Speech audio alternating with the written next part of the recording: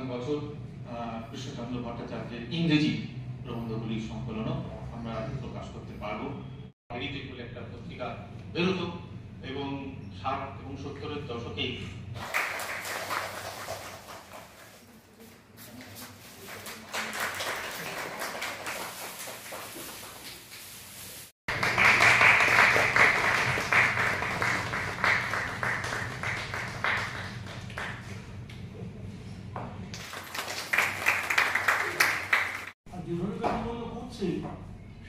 আরো কিছু কাজ হয়েছে বা এখন কিছু হওয়া বাকি আছে তার খবর এটা হচ্ছে বছর আগে কমিশনের কাজে তার একটা সংগ্রহ পত্রিকা এবং দুর্লভ বই সংগ্রহ করে তার নমুনাটা বুঝতে পারবেন।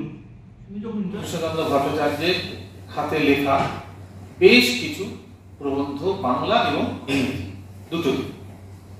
কিছু প্রবন্ধ আছে যেগুলো মোটামুটি উদ্ধার করা যাচ্ছে, আর কিছু প্রবন্ধ আছে যেগুলো প্রায় আর উদ্ধার করার মতো জায়গায় নেই, কেন পাতা নষ্ট হয়ে গেছে, মানে কীট নষ্ট হয়েছে, লেখা অনেক সময় উনি তখন ওই পেন্সিলে লিখতেন, সেই লেখাও অস্পষ্ট হয়ে গেছে, কিছু বোঝা যাচ্ছে না।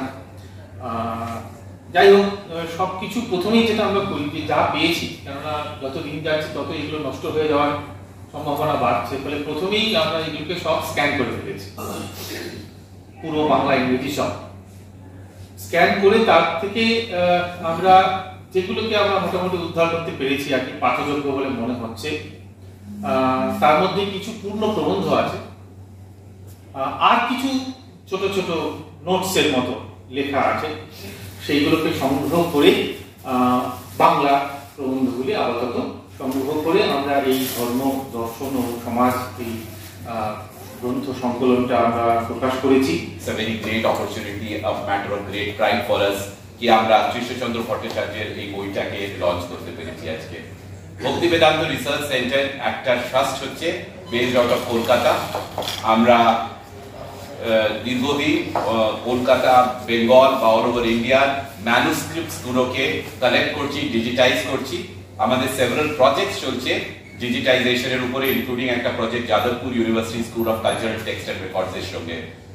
আমরা ম্যানুস্ক্রিপ্টের কালেকশন, প্রিজার্ভেশন এন্ড ডিজিটাইজেশন করি, that is our left side of our institute, and the right সাইডে আমরা ওইটার উপরে রিসার্চ, এডুকেট করি।